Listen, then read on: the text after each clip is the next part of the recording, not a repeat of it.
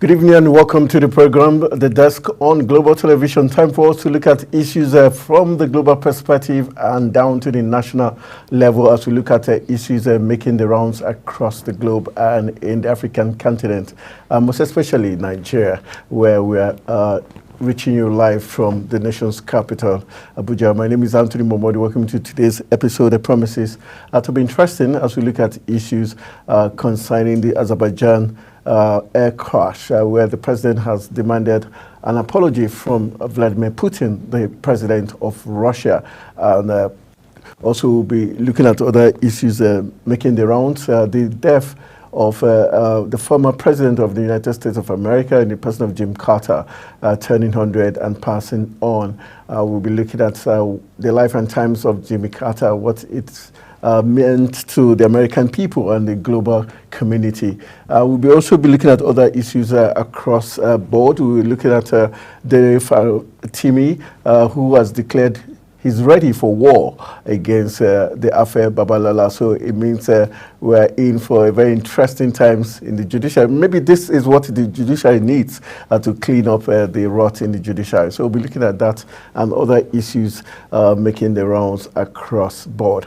Today's edition, like I said, promises to be very interesting because I've got one of the finest minds in Nigeria. He is Dr. Moses Sali, who is a political analyst, and he'll be doing us the great honors of tearing down all the talking points we'll be looking at on today's edition of the program, The Desk. We'll go for a quick break. Once we return from the break, we'll be pressing that talk button for us to start discussion. Stay with us.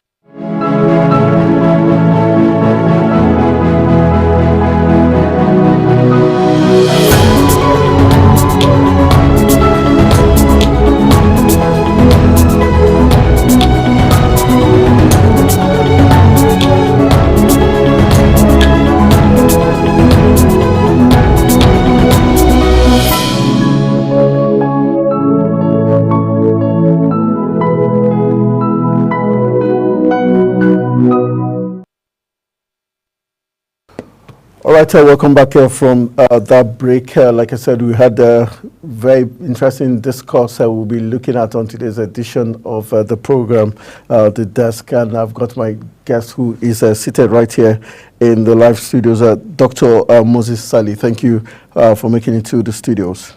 Thank you, Tony, for having me. All right, let's begin our discussion from probably some say this must be the biggest news, the fact that Jimmy Carter, former president of the United States of America, has died, and he was the 39th president of the U.S., also a Nobel Peace Prize recipient.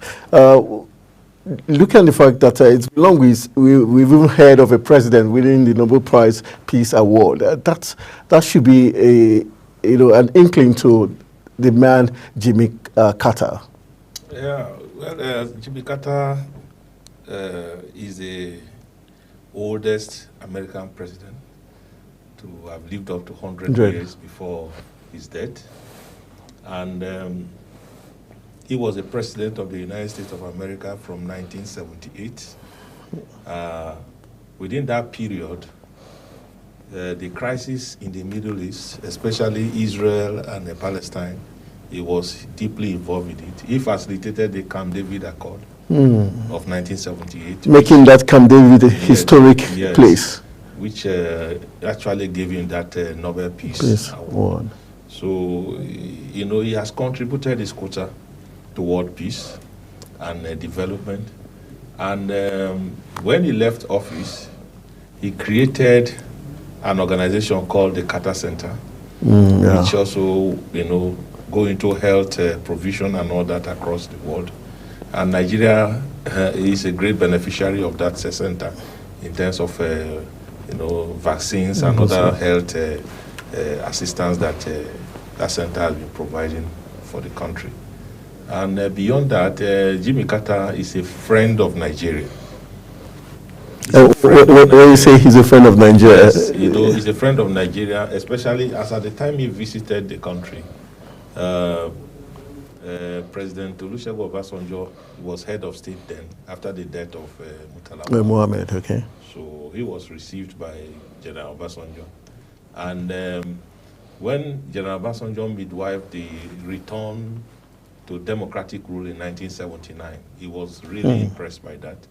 And that actually, brought both of them closer. It brought General Obasanjo and Jimmy Carter much closer because of what he did by returning power to democratic rule. So he has been a great influence to Nigeria and to Africa as a continent, and also to the entire world. He has made his own contribution, and now he's gone. So his contribution will continue to speak for him, even decades to come. Continue to speak for him. Okay, the U.S. have already placed January 9th as mourning days for him. Do you anticipate the U.S. doing more to immortalize him? Definitely, we get a state burial, because being the former president of the United States, he's entitled to a state burial. He will get the state burial. And even before he's dead, there are a few things in the U.S. that have been named after him. So if the president, or if Donald Trump succeeds Joe Biden, and in January, and decide to name one or two things to immortalize him, he's still within the proper context to do such a thing. Okay, let's on the part of Nigeria. Would you say there are some legacies would want to also share? Yes, we already have. When you get to Lagos, there is a bridge called the Carter Bridge. That Carter Bridge was named after him, just to immortalize him, considering his role and his contribution to stability and democracy. So he has been immortalized in Nigeria. That bridge is a popular bridge in Lagos. People know it as Carter Bridge, and it was Jimmy Carter when he visited Nigeria in 1978. That bridge. We know he was in the military, U.S. Naval, before he went in for senatorial, then before even beating the incumbent president in the elections. What does that tell us about his track record? That because most times you hear about Nigerian democracy, they will tell you because of the military rule, that's why Nigeria's democracy is tilted towards one direction. How come even the military, they could not achieve as much as he also did, even transforming from military to the civilian? The issue is that in the Western world, the military is a profession. Do you understand? Like every other profession. And even in Nigeria, it's a profession. The way you have lawyers, you have doctors, that's how you have military personnel. They are professionals. But so do they actually make us feel that way? Yes. Because most times when you hear uniformed men or those in the military, they make it look like it's more like a death sentence, or like they're into a profession they cannot resign. The reason why our own case is peculiar is because the military had a very long military rule in Nigeria. So during that period that the military was governing the country, there were so many processes by which they used to enforce laws. The decrees that they enacted. So they enforced it using soldiers. So for that gave them that bad impression about, brutality and all kinds of abuse of human rights and all kinds of things. But beyond that, the military is a decent profession. Very, very decent, because it is well disciplined. Any profession where you find that kind of discipline. But is it more of discipline, or people are being cowed to not say the truth because your superior would hunt you? Because it's not a matter of being cowed. Because most times in every organization, even in the media space, yes, there are rules and regulations. For instance, but can you speak truth to power in as much as you can? But there are processes by which you ventilate that. There are processes. What if those processes are already, the system has made it in such a way that those processes, the truth cannot be heard or will not be heard before it gets to the right authority? It's not so. In the military, for instance, if you err or if there is an allegation. There was this issue about a female soldier who was molested. At the end, she was bullied into... I'm trying to explain to you. The processes is that in the military, once a complaint is made, and that complaint is something that is worth looking at it dispassionately, they will set up a court-martial. In that court-martial, they will set up a court-martial. In that court-martial, the complainants and whosoever that is being alleged to have done, they will come. They have the right to take their lawyers. there. And they will look at the books. What was the offense? What does their rules and regulations, what does the Armed Forces Act, the Army Act, what does it say about this thing that you have done? Then, because everything has penalty. Do you understand what I'm saying? Okay. Everything has penalty. So when that is explored and a verdict is pronounced on you, the verdict will come in different ways, depending on the weight of the offense that has been looked at. The reference to the soldier, the female soldier you are talking about, yes, it went through the same process of court martial. At the end of the day, verdict was given. So she felt that maybe on the good counsel, let me come and apologize. That was what nobody. I can't say you say she was cowed to come and do that. Except you have the evidence that when she was being prompted to come and make a public apology, if you have the evidence. Because for someone who was hell bent to go through the process, then suddenly it does not matter. She alleged that she was being harassed, sexually harassed, isn't it? But when you went to the court martial, where is the evidence of the harassment? But we know that there's certain... No, you can't just assume. If someone is harassing you, for instance, a female soldier... Is she supposed to video her superior? You can take audio. You can take audio for recording. You can take video. When you bring it and they play it and it is verified. We have had cases like that. And people were reprimanded. You didn't bring any evidence to show that you have been harassed by this man. You just made a wide allegation. And people cash into it because, it has to do with a senior officer that is being accused. I'm not saying that is not a possibility. Do you understand what I'm saying? But before you can take that step to make that kind of allegation, have your evidence at hand. And by the time you bring your evidence before the court, nobody in the Nigerian military, in the Nigerian army especially, nobody is bigger than the law. If the army wants to take their decision on you, they will take it, and no matter who you are, you will go for it. Do you understand what I'm saying? Regardless, so let's leave that aside and move into the Jimmy Carter case. Jimmy Carter, started as a lieutenant in the Marine Corps. Then he grew from there, became he became a governor of Georgia, the state of Georgia. Georgia, yes. From there, he became president of the United States of America. So he had a very good career in politics.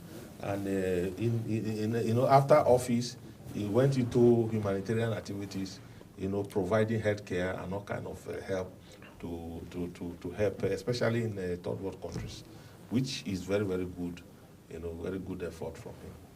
All right, well said. We hope there'll be one or two things our leaders can learn from Jimmy Carter. May his soul rest in peace. All right, let's move to the next foreign talking point. We've got Christmas bombing. Putin must apologize is the next talking point. We have also the president of Azerbaijan, Ilham Aliyev, has charged Russia to take responsibility of the Christmas Day crash. Aliyev said Moscow should apologize and accept responsibility for the air mishap. Meanwhile, New York Times said Aliyev, in an interview, charged Russia to provide compensation to the victim's family. Let's look at that. We know that Putin didn't come out straight to say they were responsible. They only did. He just glossed over it. Was Putin just being insensitive or just playing the hard man he's known for? No, it's not. I don't see it that way. Because when there is an air accident of that nature, there will be investigation. Do you understand? So it is when the investigation is concluded and those who have found culpable for whatever happened, then demands can be made on them to do what is required. As at the time that happened, I think what he said, he had a meeting, I think it was a Zoom meeting or webinar, that he made an apology, a general apology, that as at the time the aircraft came into the airspace, the air defense system was active. That was what he said.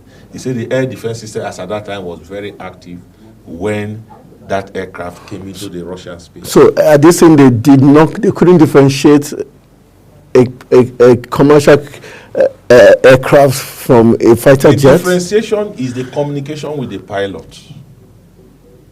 Because anything that flies across your airspace, the radar will pick it.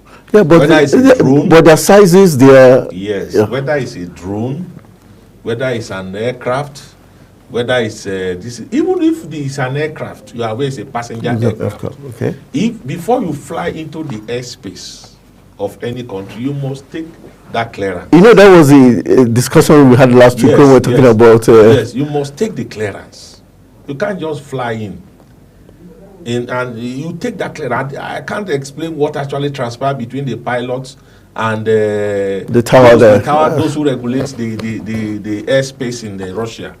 But if there is any mix-up there, that should be where the blame is coming from. Because if there's proper communication that an airline of such nature is flying from social destination into social destination of Russia, then those who are controlling the air defense system will be notified. Fine.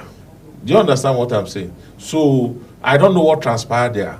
But if the investigation has been concluded and the president of Azerbaijan is asking for apology, then he's in the right place. Because this plane was actually flying to even a place in Russia, Grozny. Yes.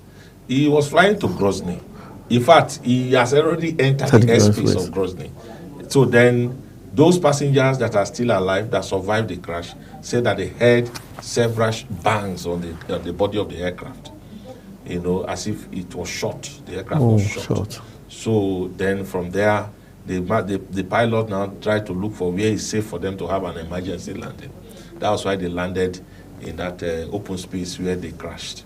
You see, so if the investigation has been concluded, and Russia is found wanting for being responsible for shooting down that aircraft, then the demand by the Azerbaijan president is in right order.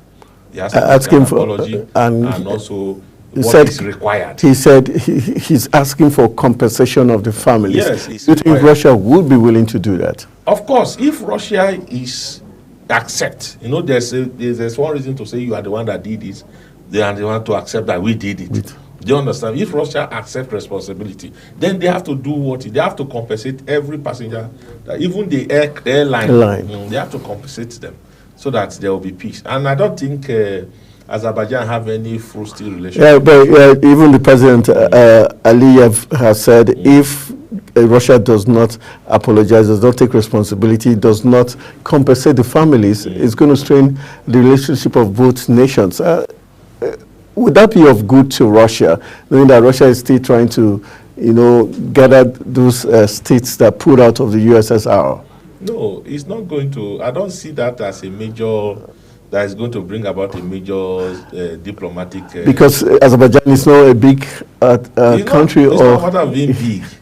You know, even if you listen to what the way if you look at what Putin speaks about the issue, it's not coming from a combative position. He's trying to see how they can find a way out to resolve the issue. So the Russian Federation will do what is required, because if your air defense system is responsible for shooting down that passenger aircraft, then you must do what is required to be able to correct or to compensate those who were victims of that.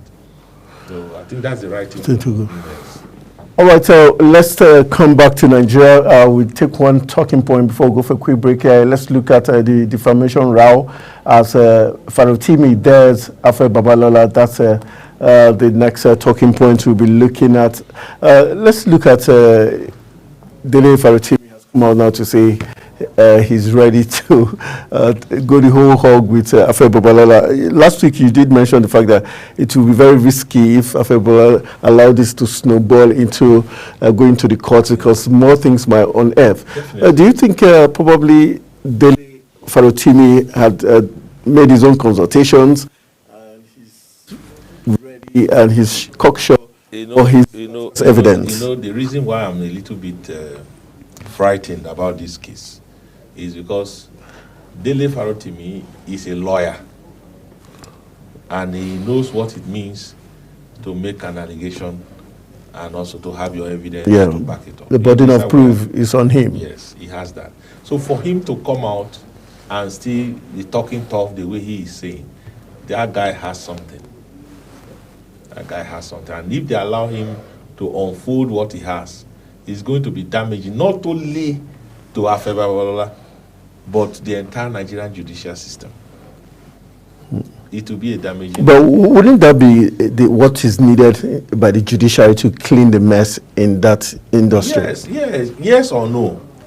Okay. Yes okay. Or no? Why yes and why no? It is needed because they have been, somehow irresponsible to some point all these years. Because those things that, there were pockets of allegation here and there over the years.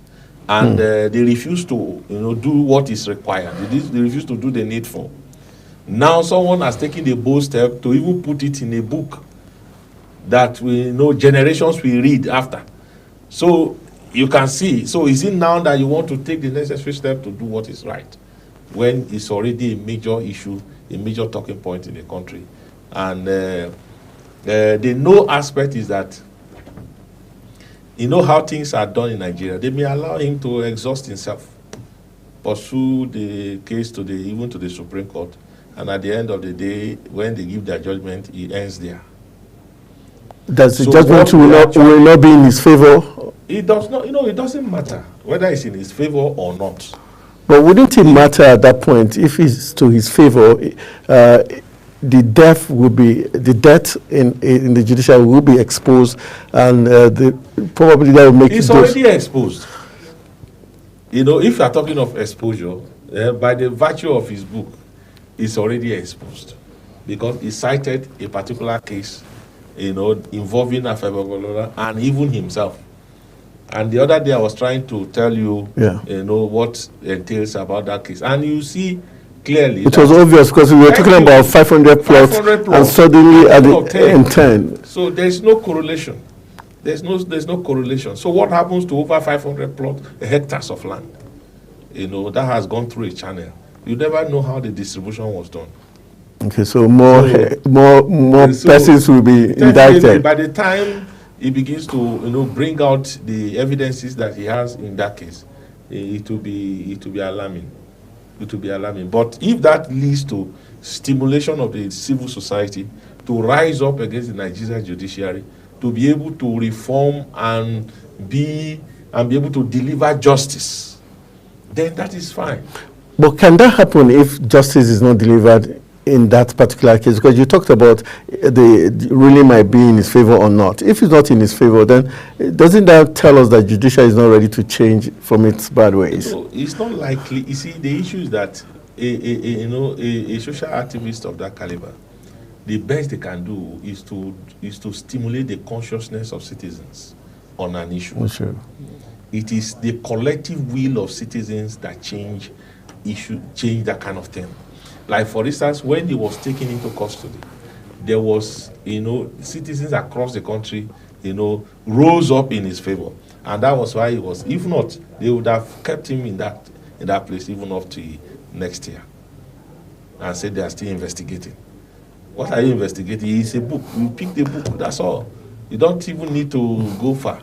And it's not saying I didn't write a book. Yeah. Do you understand what I'm saying? But because the way Nigerians rose up to speak against the manner which he was arrested, detained, and dragged around, so they became afraid. And that's why they released him. So the work of any activist is to stimulate the consciousness of citizens to come together and take a particular course of action to change the narrative. So he has succeeded in doing that. So if they begin to take the case to court and begin to drag the case, that and other things begin to unfold, definitely it will go a long way in arousing the anger of citizens to be able to rise up and take certain actions that may not be too pleasant to those involved. The fact that we've heard less of Afeba Babalola, him as a person, and also his lawyers who before now we had his chamber, Emmanuel Chamber, different lawyers, filing different cases. Now that they are quiet, does that suggest to say they are beginning to count? No. The fact that they be quiet and be preparing their defense. You understand what I'm saying? They may be quiet. This thing is highly technical. Okay. Because they don't know what he has. Because he's saying my battle axes are newly sharpened. Yes, my guns are prime. Other evidence giving him. Against. Yes. There are people who have evidence, but they don't have the courage to come out. Oh. So now he has come out. So he'll be they will pass it to him. They will give it to him. That makes it more dangerous. More dangerous. So other cases may unfold. Just to justify that this allegation I've made is on the basis of so. There are people who have walked in that chamber that have gathered these evidences over the years, but they don't have the courage to step up. To come out to say anything. Then somebody has said something. They can't give it to him. The last question on this matter is how confident are we that the courts that are going to listen to this process when it begins are not already biased in favor of Afe Babala? You see, knowing his years of work experience, his influence. No, it doesn't matter. The fact that he could influence the Nigerian police this much, what's the guarantee? No, even if you are talking of influence, all those things are within the realm of speculation. If we ask you, how did you know that I influenced the police? Can you prove that?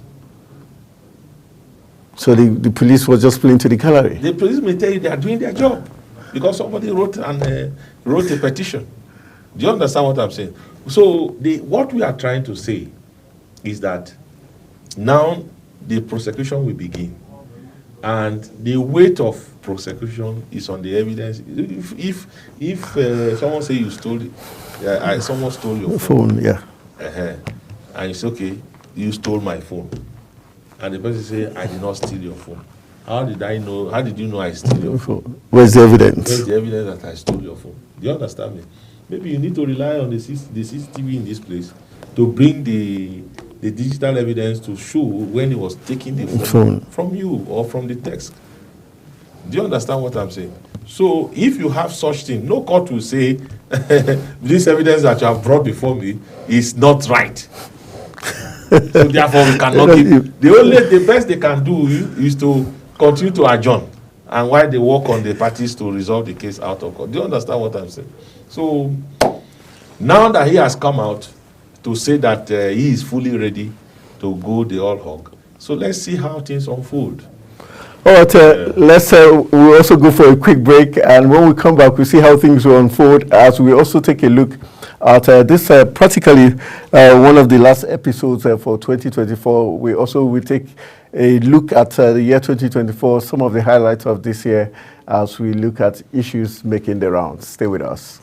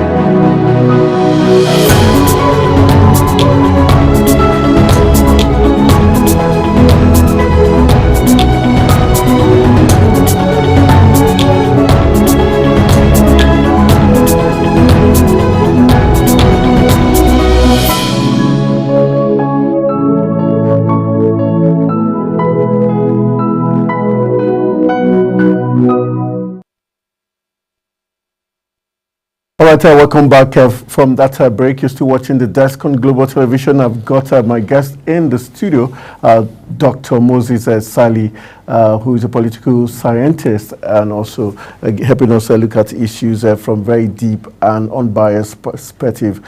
All right, we've decided this second half of the program will be looking at 2024 in retrospect, or the things that shaped 2024. We just pick some 3-4 items for today. Tomorrow we'll continue as we wrap up 2024.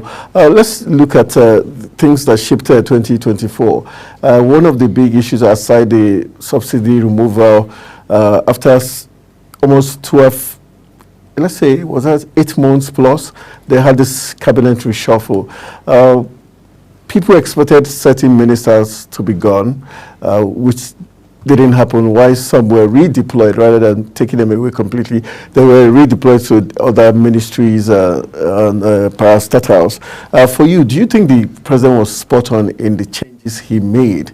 And for those he didn't change, but rather redeploy them, was it out of the fact that those other ministries were lacking in terms of leadership, or they just wanted to be sure certain people remained in the cabinet?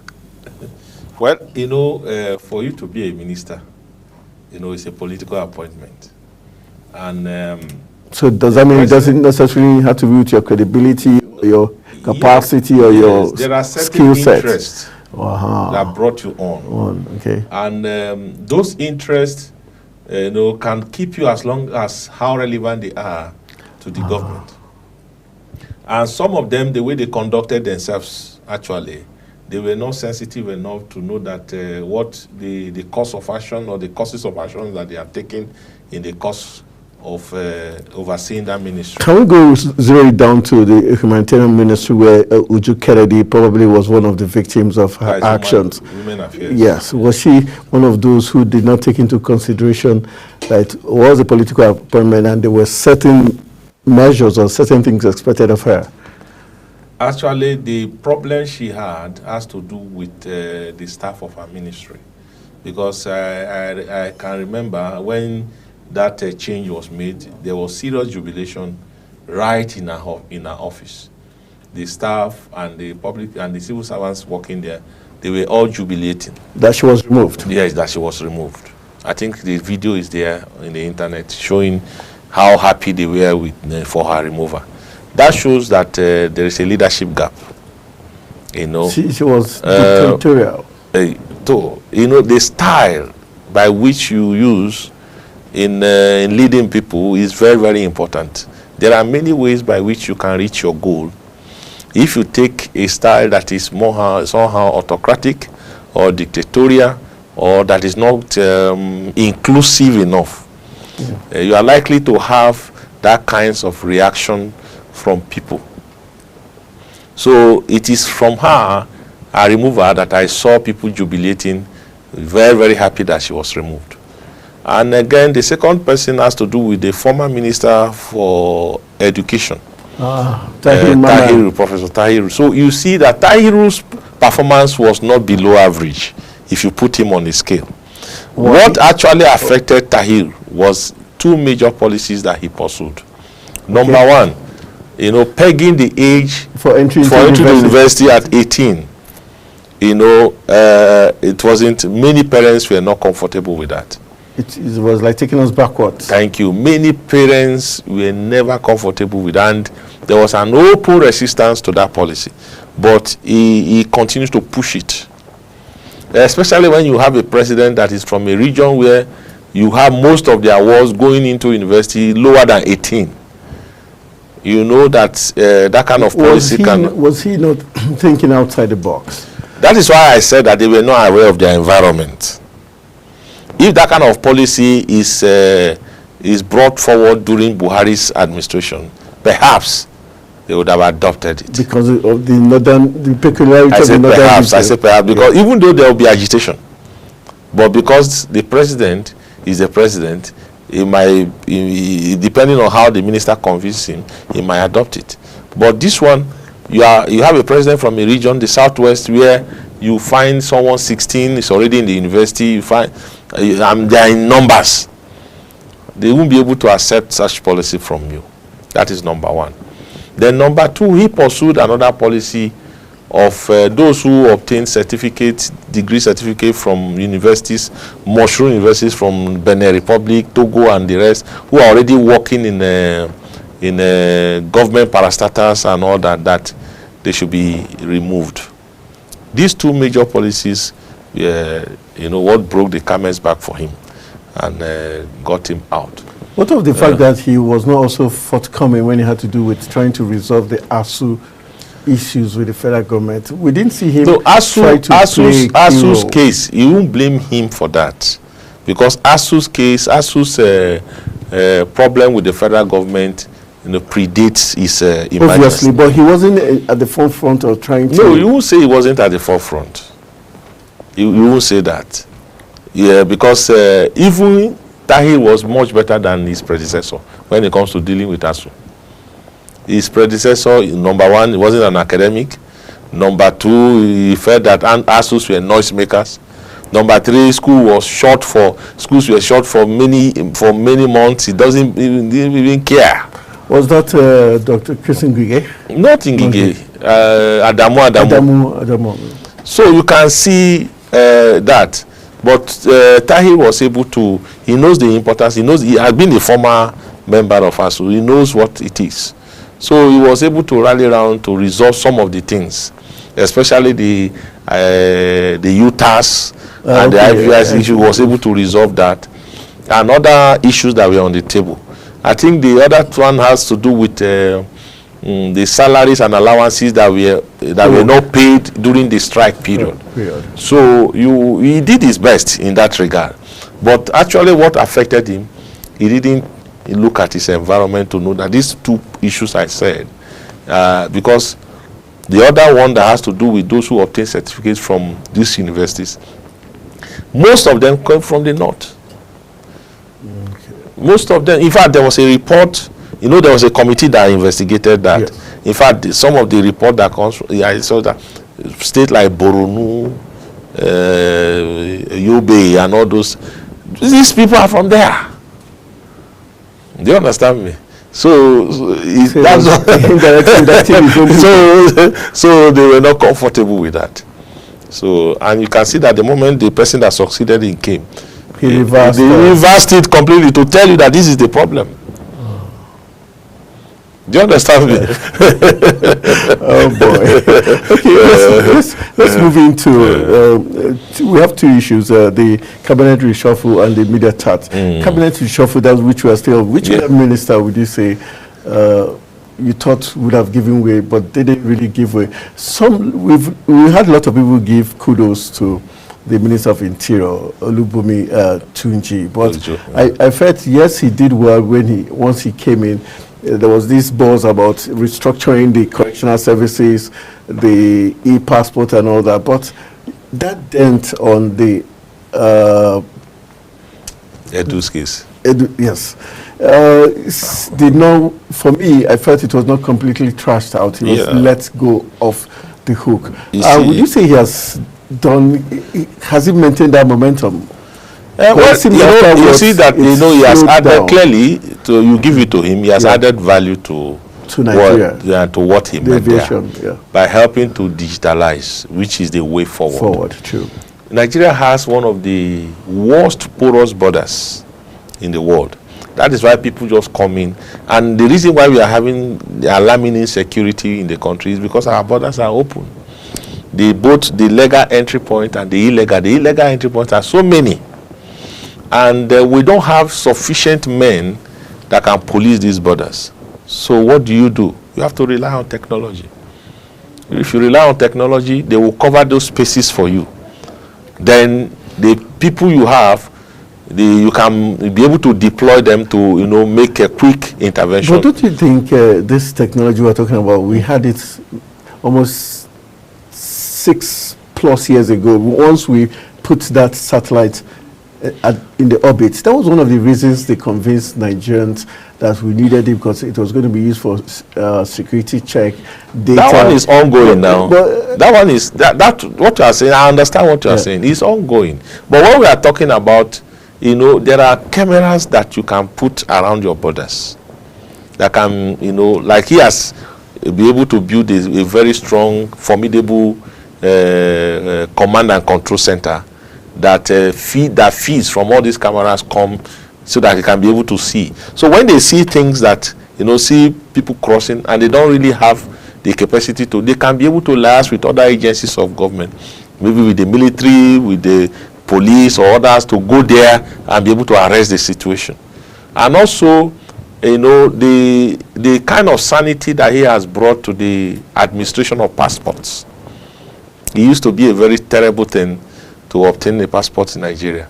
So by digitalizing the process, it appears to be easing out that in such a way that, you know, a citizen can do all the application and just come and you know, take your fingerprints and get your passport, which is an improvement. And there are other services. So when you come to the issue that happened, transpired between him and Betta Edu and other, to be honest with you, that case needs to be looked into and be, you know, thoroughly dealt with. Because nobody is above the law, irrespective of who you are or what you do. You know, if you commit an offense, you have committed an offense, and you have to pay for it. So if Betta has been punished by saying she was relieved of her ministry, but to me, that is not exhaustive enough.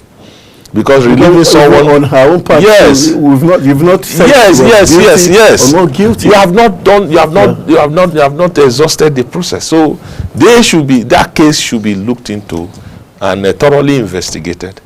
Then from there we can be able to know who has done what and who has not done this, so that those who are innocent, they can go free. Those who are found culpable should be prosecuted and penalties pronounced on them. That is how to, you know, to run a society, a sane society.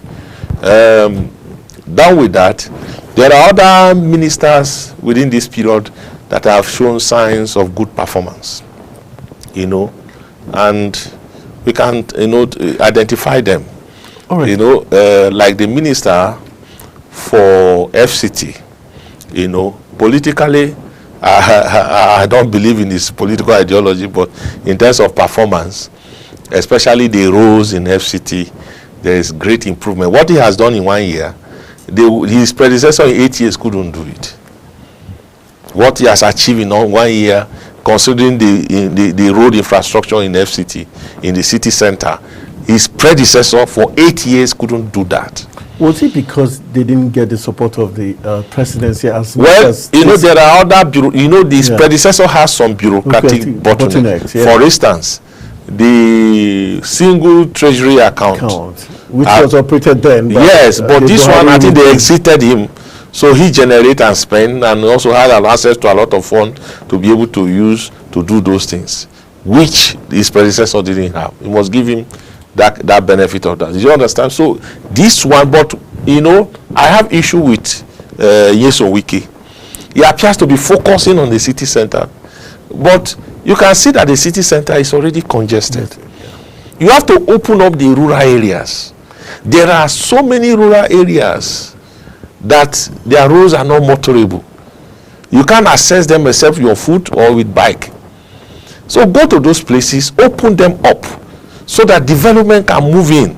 People can go, people already have allocation in those places, can build. When you take the infrastructure, take water there, take road there, take electricity there, then these things will attract development. Then more people will go there and develop the area and begin to inhabit the places. But it's just focusing on this area, on the city center here and there, building bridges here, and which is good, but to a long extent, is how many people does that facility serve? Yeah. So by the time you go to the interior and begin to open up the interior, then you serve more people, because the majority of Abuja residents are in the interior. True. Yeah, they are in the interior. All right. As we wrap up the conversation as regards the cabinet reshuffle, you did make a statement that you know, once it's a political appointment, it serves a certain interest. Let's look at the coming of Binka Ojukwu.